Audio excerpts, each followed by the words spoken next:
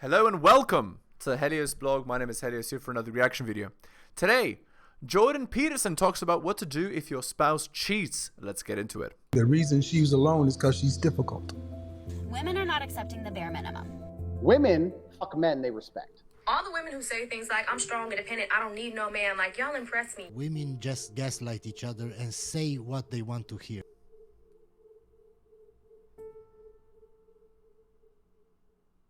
Discovered my wife was having an affair. I still love her despite the betrayal. How do I navigate this? That's an easy one, then.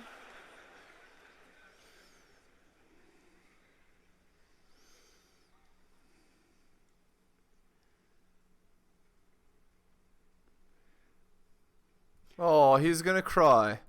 So if you came to me and as a client, say, of my clinical practice, I would help you take that question apart.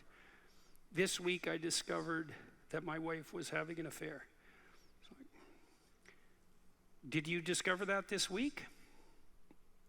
Or were there clues and hints for a very long period of time? And I'm not suggesting that that's the case, by the way, to this particular individual. I don't know anything about the person who asked this question, and so I would also ask whoever that is not to presume that I'm speaking directly to their concerns, because I don't know that person well enough to do that. I have to provide something approximating a generic answer. In order for that to be rectified, you need to know what exactly happened here? What's the significance of this event? And that's one vicious question. Now, the person asking the question also leaps to an immediate conclusion. So there's a big problem here. My wife had an affair, question mark. What's going on? But then they provide an answer. I still love her, and what's the next part of it exactly? Wants to know how to navigate it. Right, so the answer is I still love her and I need to know how to navigate forward. It's like... Okay, so here's my analysis. The guy is in the girl's frame. Because the guy is in the girl's frame, he wants to keep her, right? Despite her betraying him. And so he wants to know how he can continue to kiss her ass, right? How can I keep her happy such that she doesn't leave me, right? Because he doesn't think that he can go on without her. And that she presumes to be able to get away with something like cheating shows everybody, right, the extent of the damage. It's very bad. Well, I'm not so convinced of that, by the way. Are you not angry? Are you not upset, frustrated, disappointed, anxious, hurt, betrayed, traumatized? Or is there a part of you who now knows the relationship is over, and because it wasn't a very good relationship, you're thrilled because now you have the right to engage in the same sort of devious pathway to hypothetical freedom that your wife took? Because that can certainly be the case. When a bomb like that goes off in the midst of your life, everything is up for grabs. And so to immediately say, I still love her, it's like, yeah, maybe and maybe not.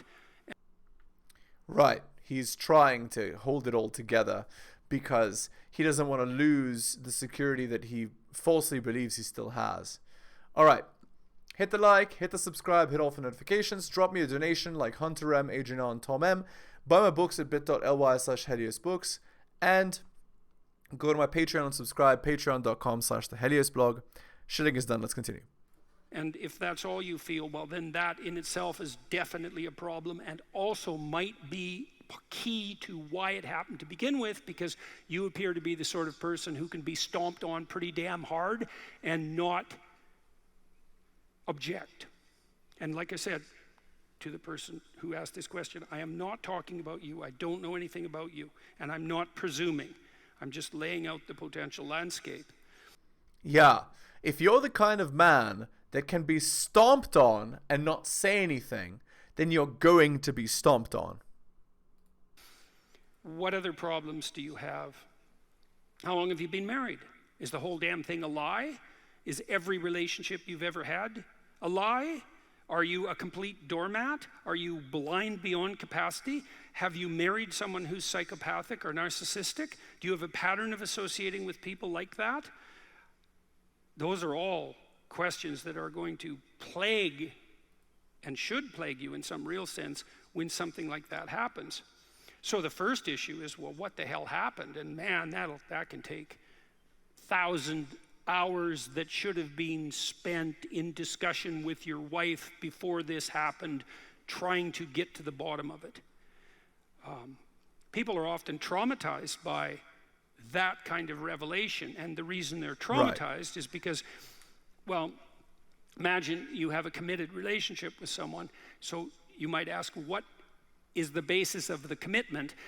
And there's a hierarchy of commitment in that some commitments are more fundamentally important than others, and those are the commitments upon which all other commitments rely. And so when you set up a household with someone and you move towards a permanent intimate relationship, and hypothetically in the direction of, let's say, having dependent children, then you're doing all that based on the presupposition that the person is faithful to you, because that's one of the defining attributes of the relationship itself. Right. And so when that axiomatic presupposition is shattered, then everything dependent on that is now questionable. And that not only includes the present, what the hell is going on now, the future, what are we going to do, who am I with anyways, but also the past itself, because you were living, let's say, in something approximating a fool's paradise, and nothing that you thought to be the case was in fact the case. Right. And basically, and this is the story of all too many men in 2023, right? They get into a relationship with a girl. She lies about her past, or there were red flags about her past that the man, having not had the experience to know, didn't catch, and she destroys him later because of it, right? A lot of these girls in 2023, what they do is they sleep with Chad many, many times. Many, many different Chads. And then when they're 35 plus, they've had their fun and they're ready to settle down, then they come to you to save them from their bad decisions, right? Which is absolutely ridiculous, obviously. Yeah, so it goes. And so that's a dreadful problem. And how you cobble something like that back together is a very, very difficult problem. I would say the first thing you do is open yourself up to the admission of the magnitude of the problem. What's the problem? Who am I, anyways, that this happened to me? Who are other human beings that they could do this to each other? Right? So those are fundamental questions about the nature of social relationships themselves, or even about individual identity. Very, very unsettling questions. Someone I loved has the capacity for that magnitude of betrayal. That's a dreadful realization. Indeed. A person that you put your trust into and then she cheats. That's nuts. And then your whole life is shattered and you have to pick up the pieces and she gets the kids and your money and your house. Lovely. Not least in part because it also implies to some degree that you also have the same capacity. Dante wrote a book, the divine, oh now I can't remember the name of the book, the Inferno. And the Inferno, it's from the Inferno that we derive many of our ideas about hell, our poetic, imaginative representation of the domain of the underworld domain of darkness and catastrophe. And at the bottom of hell, Dante put Satan himself, but one rung above that, he put those who betray. And betrayal is the inversion of trust, right? You can't betray me unless I've trusted you. And trust is the precondition for all social relations. And so to betray someone who deeply trusts you is to demolish the foundation of relationship itself. Right. It's a severe destruction of what used to be a relationship, effectively. And so that's why Dante placed it way deep down in the substructure of hell. And so when betrayal occurs, then you're faced with all those problems. In a therapeutic environment, I would walk the person through their marriage. It's like, let's lay out the story and see if we can figure out where things went wrong.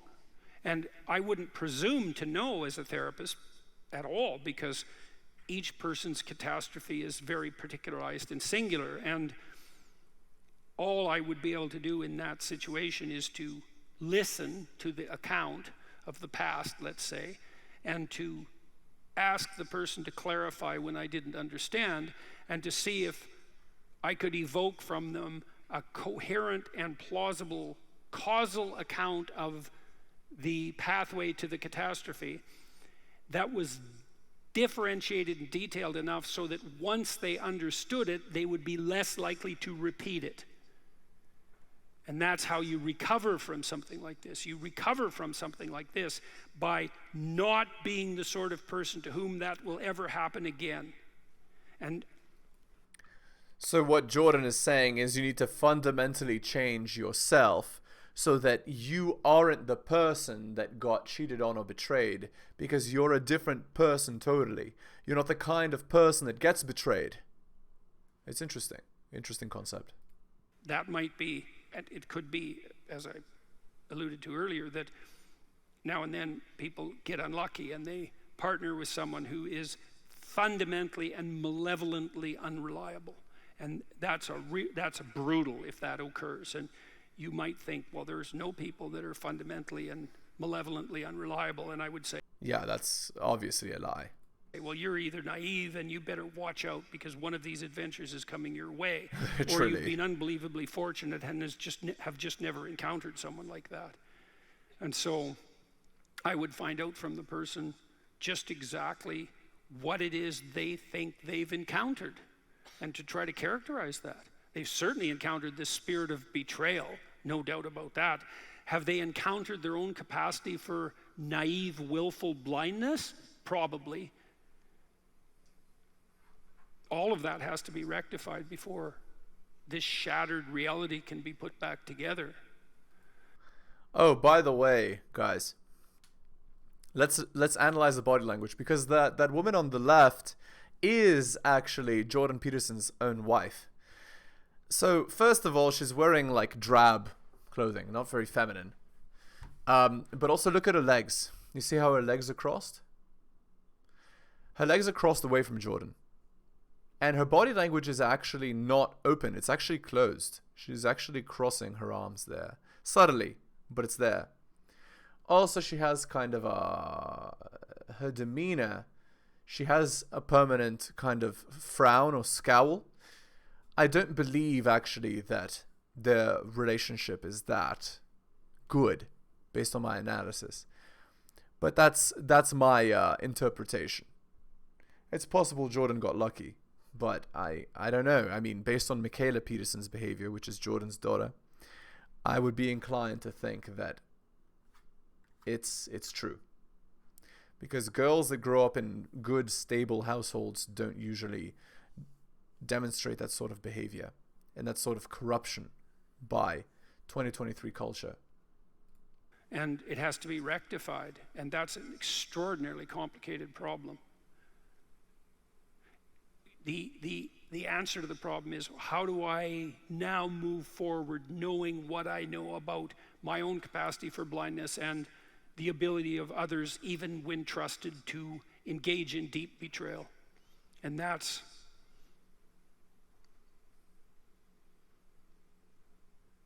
are there general principles for that? There are. One thing you'll have to do to recover is to regain your willingness to trust.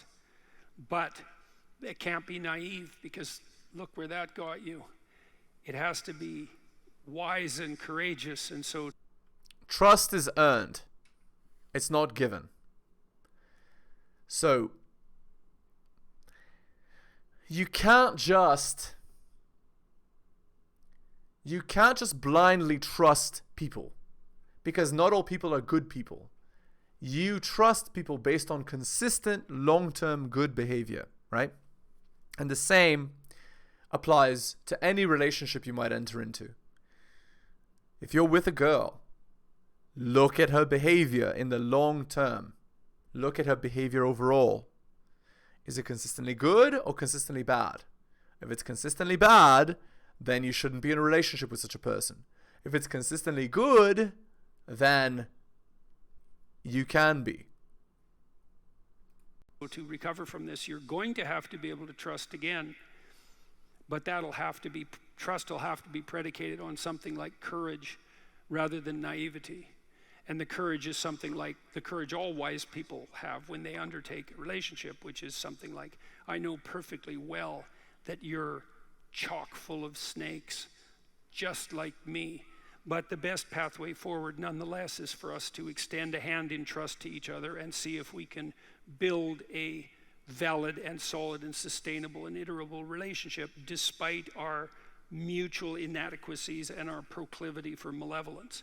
And there isn't a better pathway forward than that. And that pathway is predicated on the ability to adopt a posture of attentive trust. And so it's frequently the case that someone in this situation has to mature past their naivety, and that's a very painful thing to do, and then to regain their footing. Now, the final part of this is, can you do that with the person that you are now married to? Yeah, that's a no. Obviously. The person that has betrayed you does not deserve another second of your time. And this is especially true. This is especially true if it's a girl, right? If you're a guy and your girl cheats on you, women cannot cheat without feeling some kind of love for the guy. Because for women, love and bedroom fun is the same. So if she cheated on you with that guy, she loves that guy more than you, because she loved him more than you to be able to sleep with him. So in her mind, he is hypergamously better than you. He meets the hypergamous ideal better than you do. And so it goes. And the answer is, well, you didn't do it the first time, so I wouldn't count on it. Does that mean it's impossible? No. But it's going to require a lot of courageous digging to get to that point. A lot of admission of rage, too. No, it's like, I am so upset with you that it isn't obvious to me that I could ever forgive you. I don't even know how I would do that. Can you help me figure that out? Well, then you have to trust the other person to convince you that they're now trustworthy. Well, Indeed. Maybe they can do that. And you can refer to your own resentment. One of the pathways to forgiveness is to have the person who's wronged you confess, right? And to confess is to give a detailed and compelling, accurate, differentiated, causal account of the betrayal. It's like, here's exactly what happened. Here's the multiple instances. Here's my entire set of motivations. This is why I was so angry with you that I thought that this betrayal was acceptable. Here's why I was so impulsive and shallow that I believed that the affair was justifiable. Right? That has to go all the way down to the depths, to a depth that's as deep as the betrayal itself. And maybe once that confession has been made manifest and a plan has been put forward that is indicative of the willingness and ability to change, that a reconfigured relationship can be newly established and move forward on that basis. But, man, it's a tough row to hoe. And Yup. Basically, it's nearly impossible. And by undertaking it, you're showing that you have no self-respect. Because no self-respecting person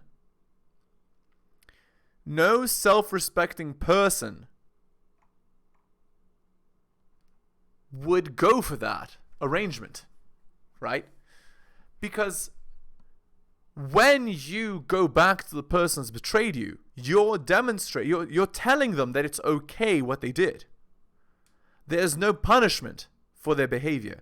And when they did that behavior, they wanted to be punished. So it's highly unlikely. So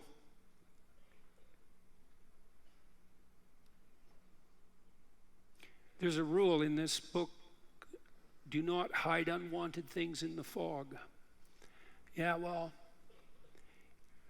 people hide a lot of unwanted things in the fog in their relationships, and sometimes the consequence of that is a deep betrayal. And the medicine for that, the necessary antidote for that, is to reveal all those hidden things.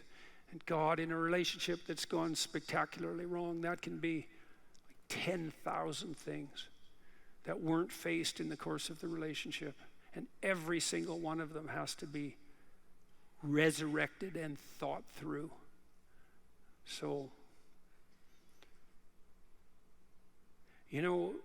unfortunately, in some sense, that's fated as well, because once you've been hurt like that, there isn't an alternative in terms of reconstituting yourself.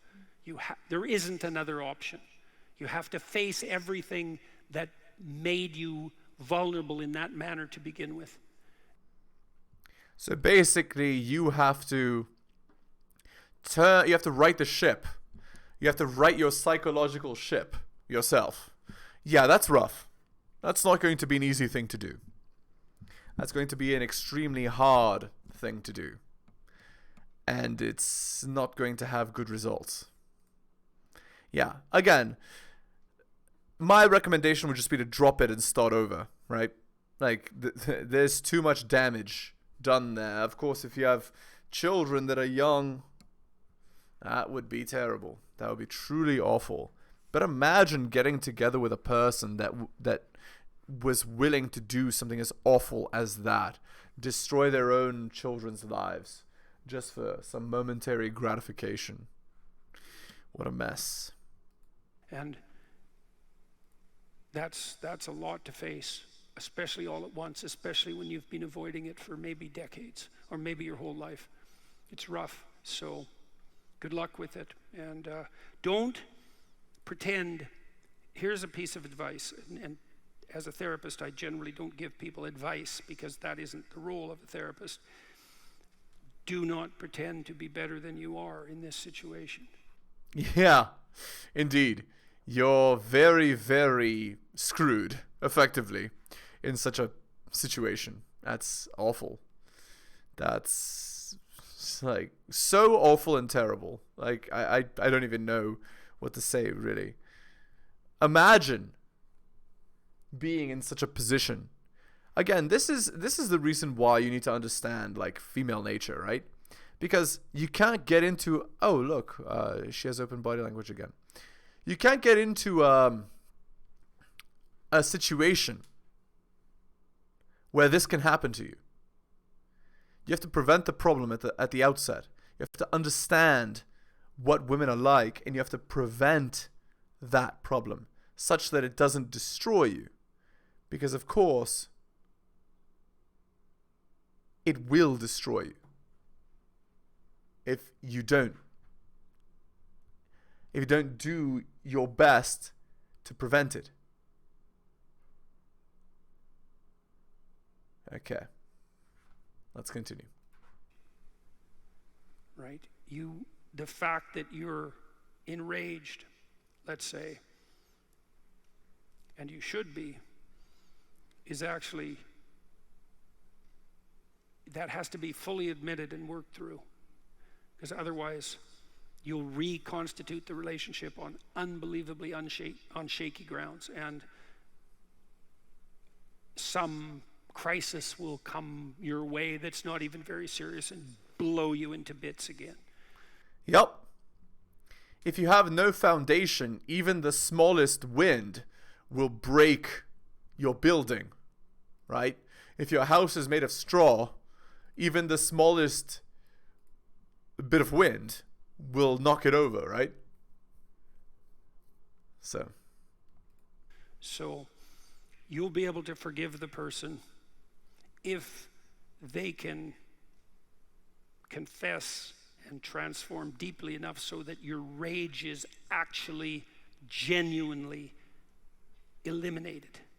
And that's going to take a lot of effort, man, and a lot of honesty, a lot of willingness to see that you are in fact that demolished and outraged. Yep. Really not a nice situation. Really not. Okay, guys. We're going to end the video there. Hit the like, hit the subscribe, hit all for notifications. Drop me a donation at just like Hunter M, Adrian R, and Tom M. Just click more in the description. Buy my books at bit.ly/heliosbooks. And go to my Patreon and subscribe, patreon.com/theheliosblog. Thank you so much for taking the time to listen to my videos, especially if you listen to the end. I really do appreciate it. Take care of yourselves, guys, and I'll see you next time.